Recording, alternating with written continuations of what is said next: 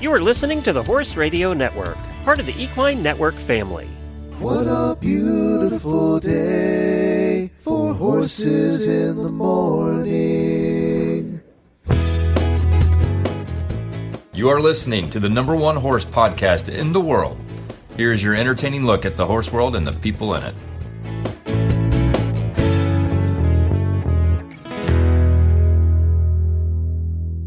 This is Ashley Winch in Albuquerque, New Mexico.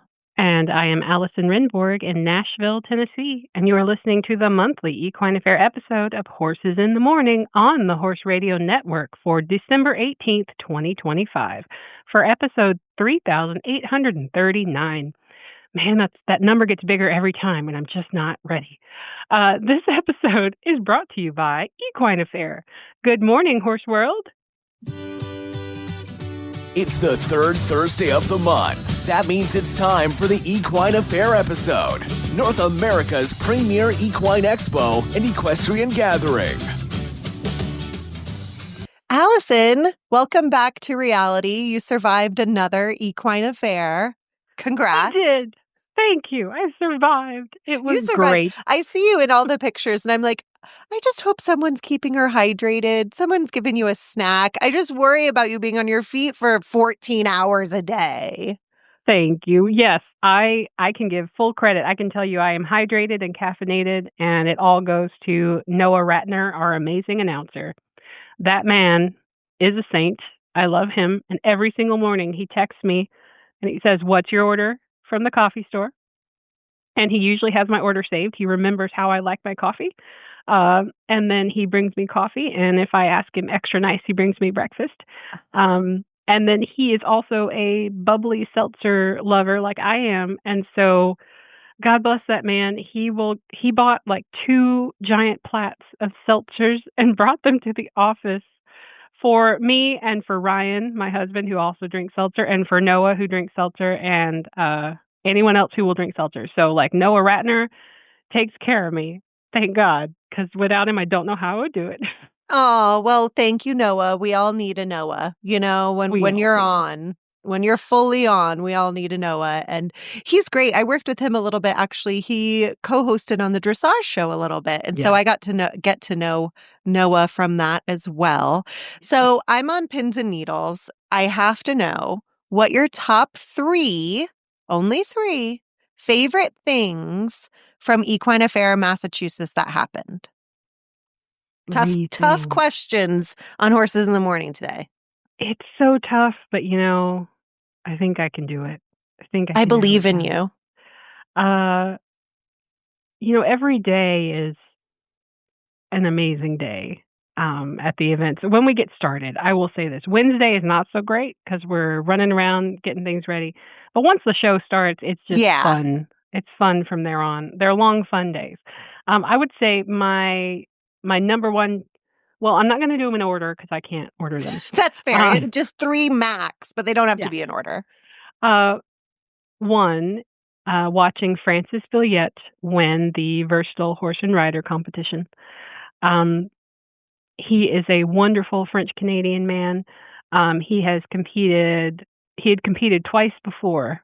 And I think he'd went from I want to say top 15 to maybe it was top 10 his first year. He made it into the top 10. And then the next year he was 3rd. And then he came back this time and he won it. And he won it beautifully and handily by 12 points. And so I was super excited for him. He's got a gorgeous Palomino mare. And I loved it. And then I got to interview him and his wife. And they are the sweetest, best, nicest people. Oh. The best time. We laughed our heads off the entire time. And I just felt like I made 2 brand new friends. Yeah. So if they're listening, Francis and Symphony, you guys made my whole event because you were just the sweetest, nicest people to talk to. And I have also heard from everyone who knows Francis that he's incredible. So I was really thrilled for him. That was definitely a highlight of my event. And if anyone deserved to win, it was definitely Francis. He just killed it, knocked it out of the park. So that and his interview were the best moments of my event. I would say my second one would be during Fantasia. We had a new kind of act. We call it fondly the Dog and Pony Show, and it was a head-to-head between Brittany Mayer on her Mustang, Copy That, and Amber McCune, who is a world champion dog trainer with her world champion border collie Typo. And so also it's adorable that we had a horse named Copy That I and know. a dog named Typo. But they came into the arena and they both did agility courses. So they would sort of do I can do it better, who can do it better. Yeah. And that whole little act was just really fun to watch. Typo did a fantastic job and Copy That did a fantastic job. And they had the best time. You could just tell that they were killing it during the show and also having fun. So I loved that, and I am excited to say we're going to have the Dog and Pony Show in Ohio, too. Yay! Yes. So all of our Ohio horse and dog lovers, you can see both. And then my third thing, I got to meet a Canadian cheval horse for the first time. I had never even heard of that breed. No, me neither.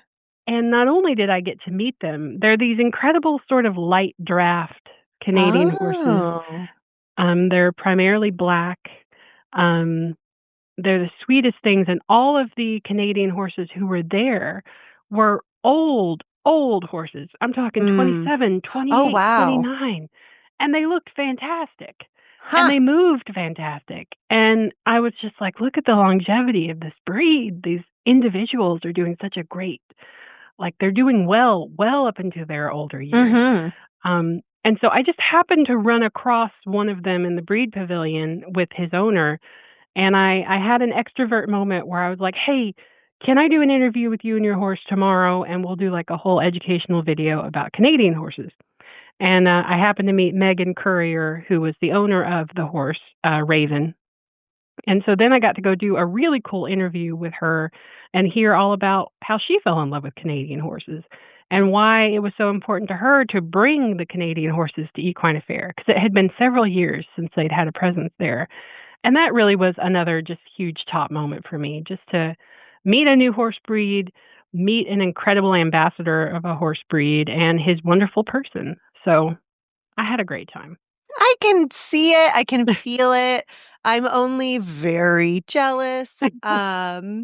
But hopefully we'll be able to remake all this magic in Ohio in the spring. Absolutely. You got to come. I know. I'm fingers crossed. I'll say with 90% certainty I'll be there. We're going to make it happen. We're going to make it happen because it's just not Equine Affaire in Ohio without Horse Radio Network anymore. Well, and as we mentioned earlier, if anything at all, it's an excuse for me to go shopping because now I have to outdo my outfits from last year. Yes. You're incredible. Got to give the people what they want. So yes. You're the glamazon of the Horse Radio Network. We need you there so you can. Keep going, Allison. She's beautiful. She's talented. She's Miss United States. Well, I mean, as much as I'd love to just go on about me, tell us what we have on the show for us today. Yes. So today's show, we are chatting all about Equine Affaire in Massachusetts. And it's not just me and Ashley. We are going to have a very exciting guest, two very exciting guests. The first one is Hayden Kristal. She is hilarious. You have probably heard of her before. If you were listening to the show a couple weeks ago, you heard her on the holiday week. Hayden came to Equine Affaire. It was her first visit ever. And so we wanted to hear about it from her. And we will also maybe meet a few of her dogs and hear about her horses. So looking forward to that talk. And then our next guest is also a very special guest. This is Shelly Foucher, and she is one of our very own Horse Radio Network auditors. And she came to Equine Affaire, and so we wanted to hear what she enjoyed and what she experienced. So it's going to be a really fun, upbeat, happy episode, and it's me and Ashley all day long. So, what more could you ask for? We're chatting all about Equine Affaire in Massachusetts today, but Equine Affaire in Ohio is right around the corner, and tickets are already available. If you'd like to join us at the Ohio Expo Center in Columbus, Ohio, on April 9th through 12th of 2026, buy your tickets on equineaffaire.com today. We're already planning an incredible event, including exciting competitions, trade show, plenty of opportunities to meet and greet with horses and horse people, and a fabulous educational program with clinicians such as John Lyons, Dan James, Jason Irwin, Ben Longwell, Phyllis Dawson, and many more. And while you're buying your general admission tickets, don't forget to purchase your Fantasia tickets too. So our first guest is Hayden Kristal, the world's most tolerable horse girl. She is a stand-up comedian, a proud horse person, the owner of several horses and donkeys, including the famed, the notorious Chicken Elizabeth Nugget. And she was our celebrity comedian in residence at Equine Affaire in Massachusetts. It was her first trip to Equine Affaire ever, so we thought we just had to have her on the show to share how horrible it was and what an awful time she had. So let's welcome Hayden to the show. Hi! Hi, thank you so much for that lovely intro. Yes. Well, I practiced, I took a long time to get my words I can tell. It paid off. She's been practicing her letters. We're really proud of Allison. Oh, yes. Hey, well, how are you? First of all, what's going on? I'm good. I'm just here on kind of a cold and bleak day in Colorado, just hanging out with the dogs. Yes. The dogs who I have been learning all about from your Facebook, and the people teeth and the people teeth, all the things. The people teeth. I wasn't sure if we were going to talk about that because it is so disturbing. I might need to put a trigger warning on this episode. People tell me to do that, and I'm like, she lives in my home. I don't get a trigger warning when she turns a corner at night. So for the uninitiated, could you please educate us on the people teeth situation? Yes. So I have a rat nasty little border collie who is an Amish puppy mill reject. She was born deaf. She's a double merle. So she was an Amish puppy mill dump. And she is a freak. She's walking up. She's like, "No, I'm not. I love you," but she is. She's just she's the weirdest dog I've ever met. And she's 12, almost 12 years old now, and her whole life she's loved playing with tennis balls and rocks and big logs and things of that variety. And because she's not a particularly well-bred dog, she also doesn't have great teeth, and so she's worn her canines down to the point that she had her mouth looks like beautiful human dentures. Mm-hmm. She doesn't look. When I first saw these pictures, I thought that it was a fun Snapchat filter. Yeah, me too. Do you know what's great is that Snapchat filters recognize Pinkman's face as human. Isn't that cool? Isn't that cool and fun? Don't you love that? Very cool. I think I'm gonna have to process that a little bit. Yeah. Yeah. It's upsetting. The whole Pinkman experience is pretty upsetting. I think she fits in here well. Yeah. You seem to have a carefully cultivated menagerie of what's the word? Not characters. Characters. They're characters. And they are very unique and very different. And we are just honored that you share them with the world. I have a type. And that type is unmitigated chaos. I was going to say unhinged. Yeah. I say as Pinkman is making monkey noises near me. I think it's partially that. I mean, I find I need to be entertained. I have raging ADHD and I need my animals to provide entertainment. Yeah. But I went to visit a draft horse sanctuary in Montana once, and the woman who ran it was lovely, and she was saying how much she liked my videos, and I had just had I think I had just posted the video of Cheese with his head stuck in the gate or something. And I was getting a lot of comments about people are like, "Oh, you're a terrible horse owner." And this the woman who ran the sanctuary was like, she's like, we all know that animals do stuff, like whether you want to admit it or not, like animals do stuff. And she was like, mine don't. She's like, but the reason I like watching yours do stuff is because mine don't, because I take horrific neglect and abuse cases where they're shut down and they don't feel safe to explore their environment, or they're so worried about doing anything wrong because they know they're going to be mercilessly beaten that they don't try anything. She's like, but I like watching your videos because your horses know that they can, like, she's like, clearly they're not afraid of anything. And she's like, they have a framework to feel comfortable. And she's like, and they're also not so worried about, clearly they're not worried about being beaten for nonsense. And it was like, it kind of changed my perspective a little bit. Like, I like the nonsense, but I also, and not to be like, ooh, I'm so great. But I like, when I'm really angry in particular, when they've done something really novelly stupid, I try to remember, like, I've created an environment where they feel safe enough to branch out and try that thing, and they have enough trust in me that I'm not going to hurt them for doing something they don't know they shouldn't do. So anyway, sorry, that was took the question in a different direction, but no, it was beautiful. It is beautiful, and it reminds us, like, I was sitting here thinking, yeah, I have a dog who I just got a few months ago, and his favorite thing is to roll around on the carpet on his back just like a total doofus. And he was doing that when I had 2 HVAC workers in the house the other day. And at first he was nervous about them, and then he quickly got over it, and he was just like, I'm going to go roll around on the carpet.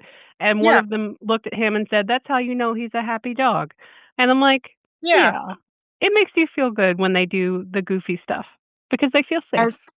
As if on cue, my newest dog, the newest member of Carcass Acres, Creech, just brought me this Miracle Grow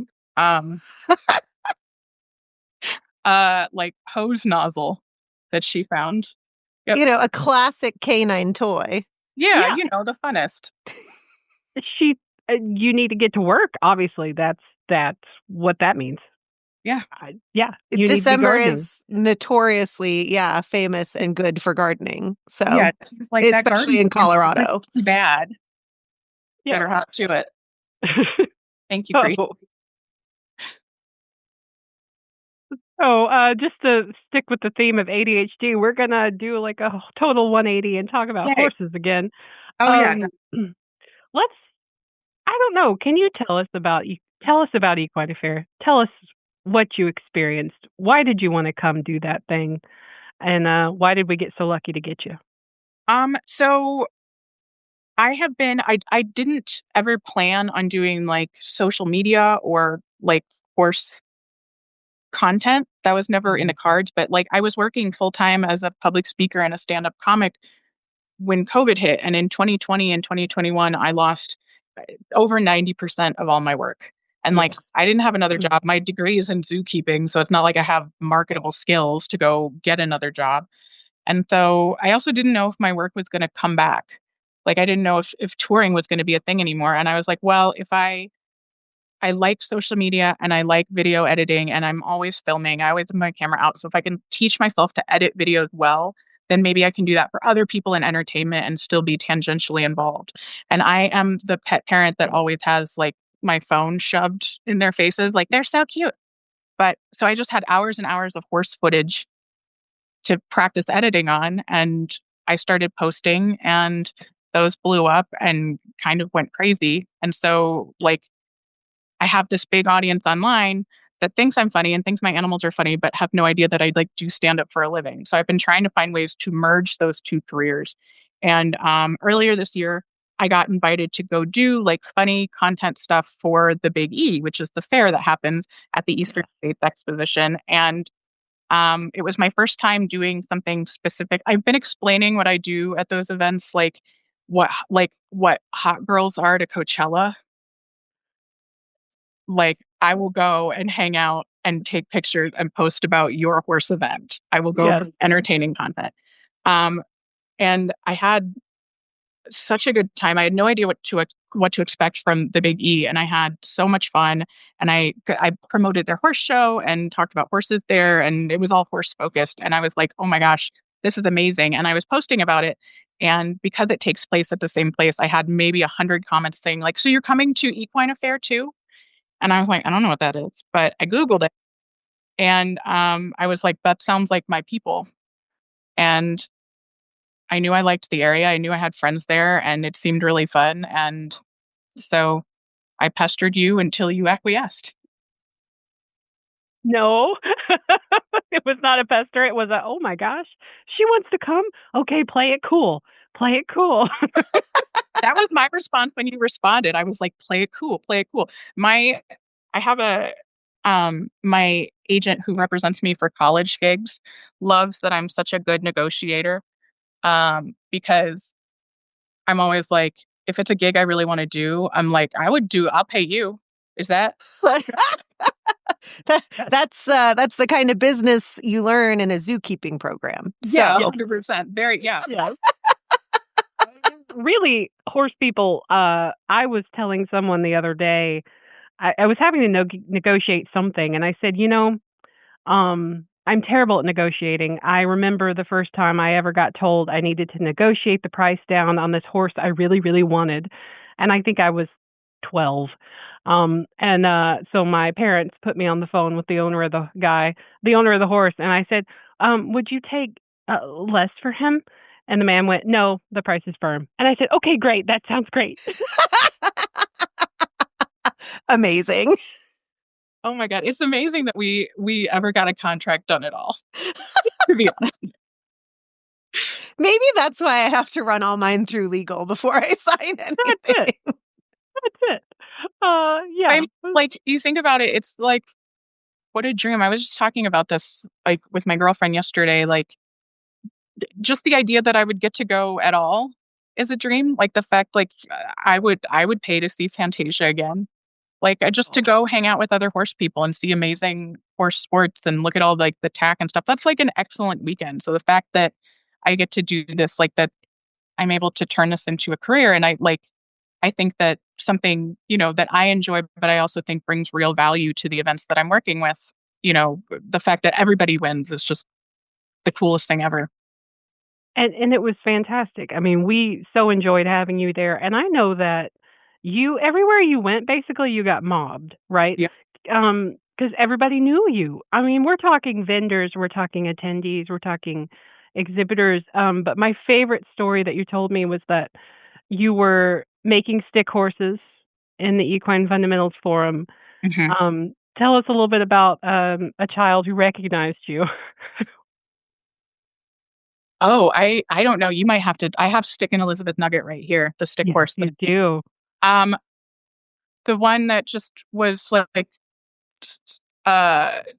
so amazed she couldn't speak. Which one? Yes, that one. I mean, she was sitting across from you. I think you guys were both making horses. You were making Stick and Elizabeth Nugget, who I am glad, by the way, to see that it made it on the plane with you, that they let you take that home. That's so good.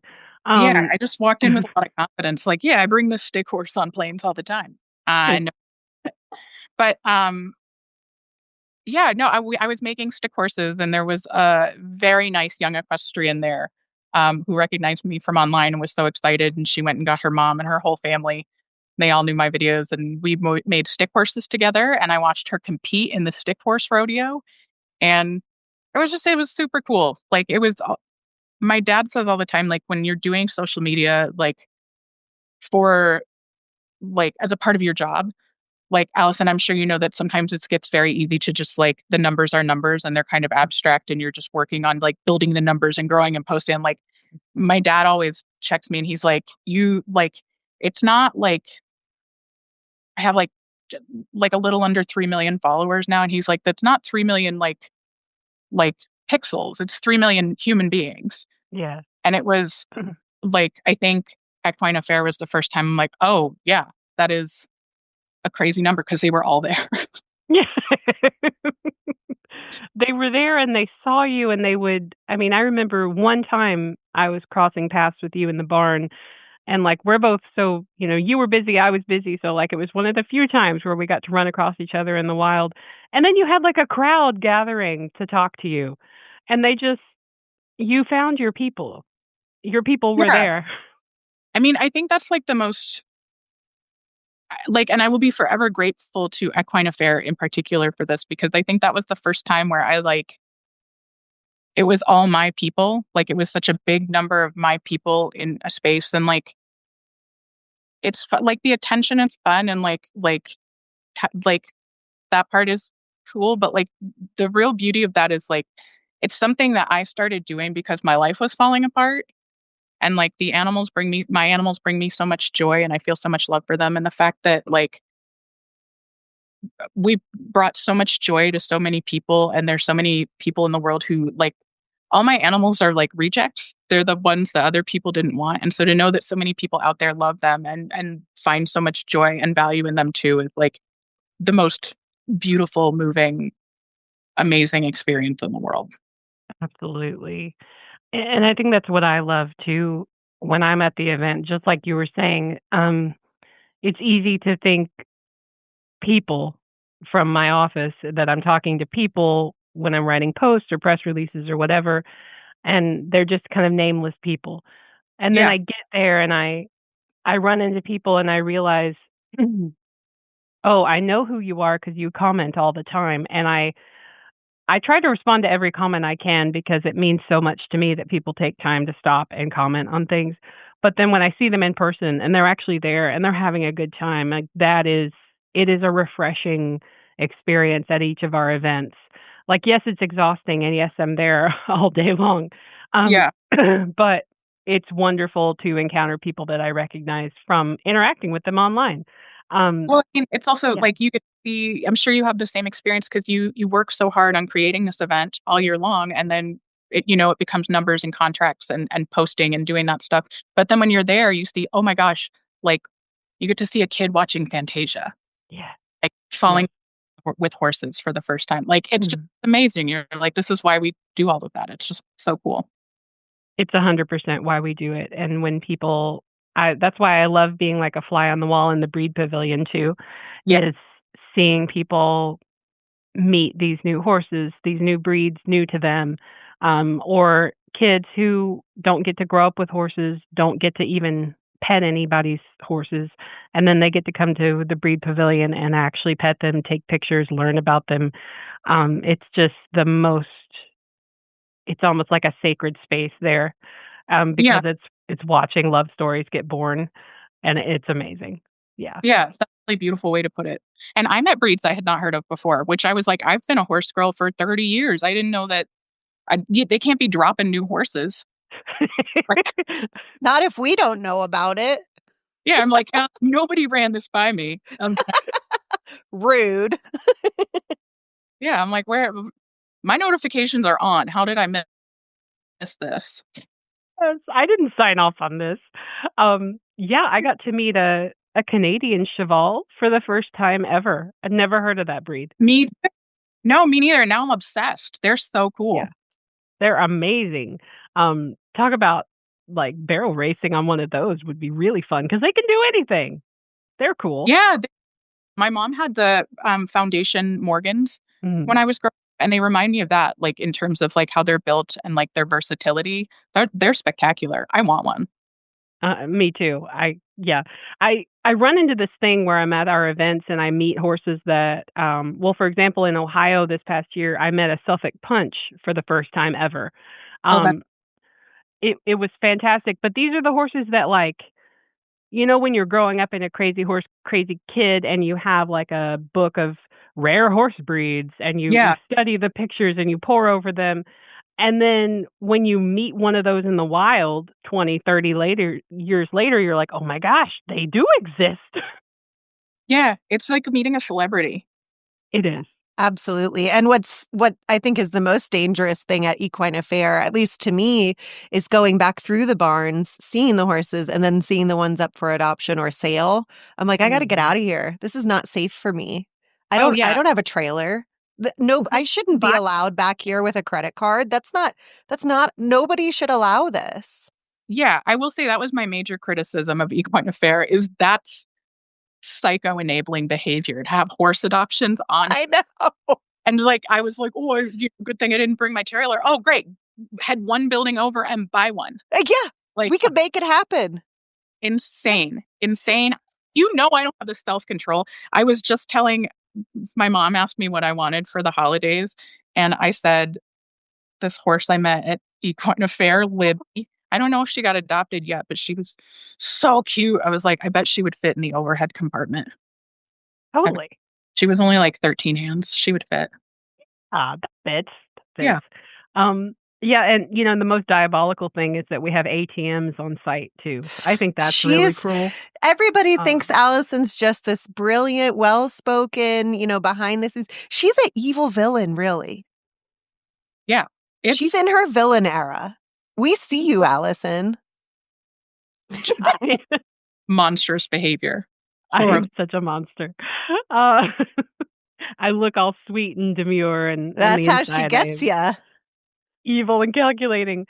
But yeah, so the adoption affair. I loved that you kind of found your way over there by yourself, and then you just went hog wild, and you made so many great videos with the adoptable horses. And I know it's because you want one. And hey, it's always a thing. But to get them adopted, because if I don't, then I will take them home. Right. But I think in the past year, leaning into the horse and social media aspect of my career, because for a long time I was like, yeah, this is something fun I do on the side, and I do stand up, and then having trouble convincing the stand up world that there's value there, and that there's a community there, and that there's a whole that people are interested in this. And so kind of leaning more into the social media side and working there, because it's something I'm really passionate about, thinking a lot about the power that platform has. Yeah. And I know mostly horse nonsense. I post funny horsey animal videos and content, but I also am I've got the potential to do a lot of good here, and I would feel not great about wasting it. And so if I can make a 10-second video and post it, and if I can get hundreds of thousands of eyes on a horse up for adoption and help somebody else find their chicken nugget, then obviously I'm going to do that. That's the right thing to do. Yeah, you have such a voice and such a crowd who knows who you'll influence, literally influence to, maybe I do want to try adoption. Because that is, when I've talked to the adoption staff, that is kind of the biggest hurdle, is people going, well, I can adopt a dog or a cat, but can I really adopt a horse? And it's yes, you can and you should. You can and you should. I've never adopted a horse. I've adopted donkeys, but I've never adopted a horse. And it's not something that I had really considered until Equine Affaire. Because again, I was in theory, I'm there's you can ride adoptable horses, but I'm I don't really want a thoroughbred. But I was talking to them and seeing all the horses there, I was oh, I didn't realize I had this own my own barrier. There's a lot of wonderful, sweet, rideable, perfectly lovely adoptable horses out there. 100%. Me. Well, Hayden, hopefully you and I can get into some trouble at Equine Affaire, Ohio. Yeah. I hope to see you in the sale barn, and maybe, who knows what we can get away with. I'm fully planning on being there. There's no official anything yet. We haven't signed any contracts, but as I told Allison before I even left, I'm it's going to take a restraining order out of Equine Affaire. And even then, I'm coming back with them. She's going to come with a costume, with the nose and the glasses. The classic, I'm not Hayden, chicken nugget who? Yeah, and that wig, no, I'm French. Yeah. Well, Hayden, tell us, if people haven't put this together and found you on Facebook yet, where can they find you and Chicken Elizabeth Nugget? Give us all of your websites, socials, everything. On almost everything, it's just my first name and last name, Hayden, Hayden, and my last name, Kristal, Kristal. I've got 2 different pages on Facebook. That confuses people. I got confused about logging in, so now there's 2 of them, Hayden Kristal, Critters. But I'm on YouTube, I'm on TikTok, Instagram, all the good things.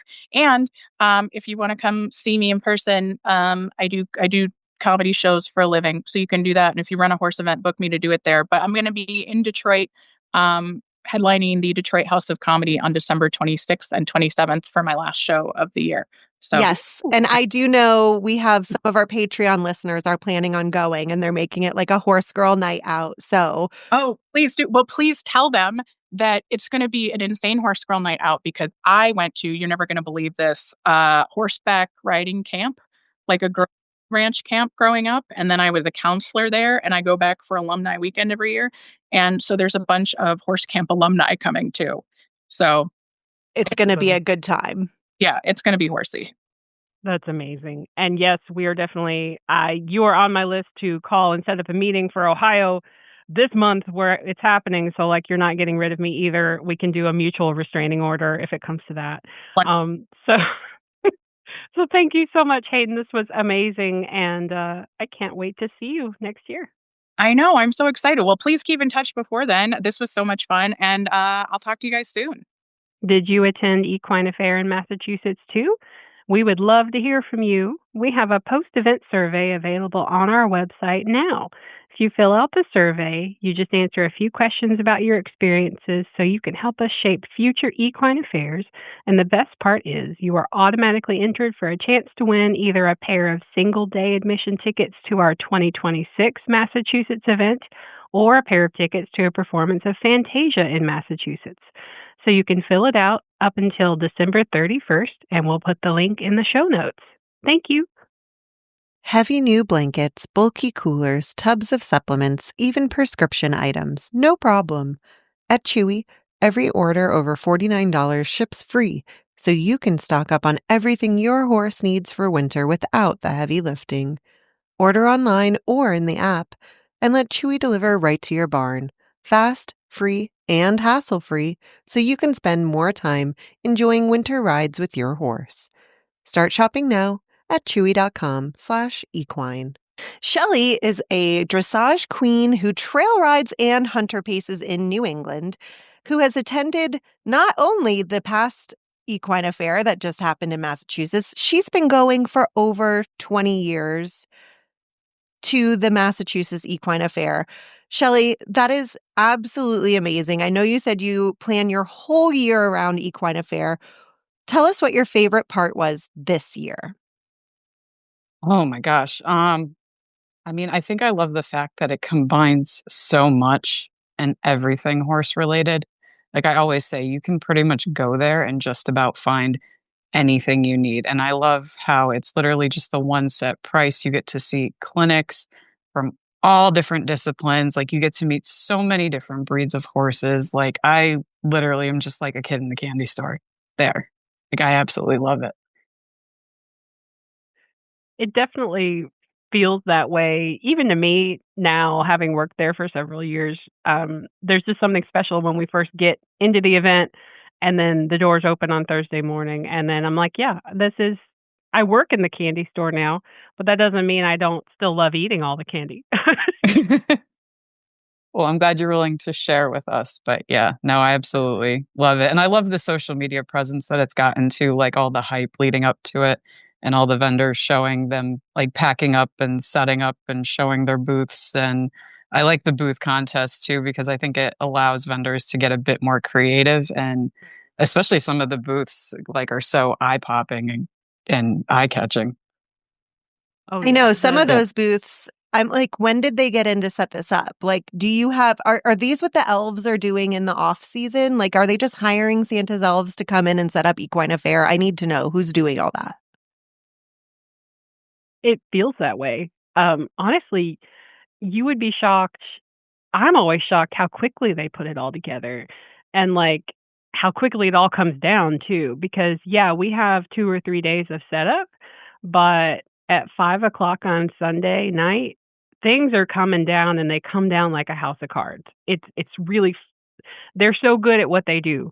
The exhibitors who do this all the time, they're so good at it. They make this magical space, and then they just collapse it and put it in their pocket and go, okay, see you guys later. Like, how do you magicians? They're magicians. Yeah, seriously. Wizards. Yeah, it's got to be something like that. Yeah. So what, you mentioned the clinics. What clinics did you go to this time around? Like, which ones really stuck with you? Well, I went on Friday, so I watched the Versatile Horse and Rider competition, and I had a friend that rode in it. Who? It was she was where I actually met my horse originally, so I used to be at her barn like 2 years ago, but her name's Sherry Pasquale Cassidy. She had her horse was named Sir Sirocco. Yeah, she was kind of the one that got me to really cross train with the whole dressage and trail riding thing. Like we've done a bunch of trail riding trips, and yeah, so she tried it out, and it was a big atmosphere for him. But she gave it a great effort, and I really am proud of her because I don't think my horse could have dealt with an atmosphere like that. So I give props to all the people that can, and I think the winner actually went right after her, so I saw his round too. And I knew right away, I was like, this guy is the contender for this. Yeah. Yeah. No, his round was great. So I saw that. There was a dressage clinic earlier in the day, too, that I had seen in Mallory. And so I watched a bit of that because, of course, I love seeing. And I think it was more of like an upper level clinic. And I love seeing that, especially when dressage really starts to look like dancing and all the upper level movements and stuff. So, so I saw that. Did you go to Fantasia? Did you see I did. the pink? Oh, so what did you think of the Pink Pony Club Fantasia performance? I thought it was great. I loved it. I thought it was very entertaining. I loved all the different acts. I love all the different people that you guys can get. Like I loved the one with the two. I think they were sisters or friends, but they did like the dog agility. Yes. With that was creative. That was awesome. I loved the trick riding. Like I would love to be that little girl when I grow up. Like absolutely loved that. The drill teams too. I loved it. My barn actually, a bunch of my friends when we were younger, we had seen Fantasia one year and we had tried to do it. And gosh, I cannot give those guys enough credit for being able to do that because it looks so easy and it is not at all. Like from having to actually try it myself, I was like, yeah, we were just a complete jumbled mess. So the fact that they can execute those moves like on time perfectly, like every horse in sync, it's insane. And it really is like when I go back and I watch the video of those, because I'm usually shooting video at the time, so I'm not necessarily paying attention to what they're doing. I'm just making sure that I'm like getting good video. But then later when I go back and watch it, and you watch the horses' strides, they're just so perfectly lined up. And it is amazing what they do. The Canadian cowgirls are just like top notch, incredible. I can't say enough about them too. It's just amazing. And they're so kind and polite. Like they're just lovely little things. Yeah. Really. They're so sweet. I mean, that's the other thing is everybody's so nice. And I guess we're just all so happy because we're surrounded by candy. So why wouldn't we be? But I've never met anyone who was not in a great mood being there. Yeah. No, Equine Affaire definitely is the highlight. I always look forward to it. Always. Yeah. That makes me feel so good. Yeah, just everything. And the fact that it just like does encompass everything. I mean, the shopping, the breeds, like the fact that like the Fantasia show, like, I mean, all of that. I mean, it literally, I don't think there's a facet that you guys don't really cover that involves horses. That's what we try to do. Well, I did find a weak link, Shelly, and I'm going to pitch it to you. This is an idea that Hayden and I came up with before our chat today on the show. We thought that it would be a really great add to Fantasia to have horses doing things that they're really bad at. For example, Chicken Elizabeth Nugget racing around barrels. Oh, yes. Like just horses competing in things they have no business competing in. And especially if you could add like a comedy feel to it. Right? That would be amazing, especially with her type of comedy. And I mean, that's how she like has pulled people in. It's just because she has a great sense of humor about everything. Yeah, I think it's like the Fantasia B team. And it's just horses out there trying their darndest. And it's so bad. And I think a lot of us could relate to it too. Right? Yeah. Yeah. 100%. Speaking of that, Shelly, so you saw the VHRC. So did you see Hayden stand up during the intermission? No, I actually didn't. No, yeah, I was actually I was shopping during that. Well, Yeah. that's I understandable. know. I feel bad that I missed it because I did see that she was there and I was looking at like her stories and I follow her on Instagram. So Yeah. I was following the fact that she was there. So, but Yeah. no, I wish I had seen her stand up. Yeah, maybe we can get her to do it again in Ohio. We'll see. Yes. But yeah, she was so much fun. But I'm so glad you went to the competition and because I mean, honestly, the VHRC riders, I'm always in awe of them. They, especially the ones who it's their first time, because I mean, that course can be pretty scary. And I would be afraid to do it. I'm just going to say it. It would scare the pants off of me, but they do a great job every time. Yeah, like the bear, like the fact that you have to have your horse stand still while you go and like climb into a carriage and wave a flag, like yeah, your horse has to be like a special animal to put up with all of that. And I would die to be able to do the competition myself, but yeah, my horse would definitely not be a fan of it and the big atmosphere. I mean, he's a ham and a half, but yeah, it is a lot.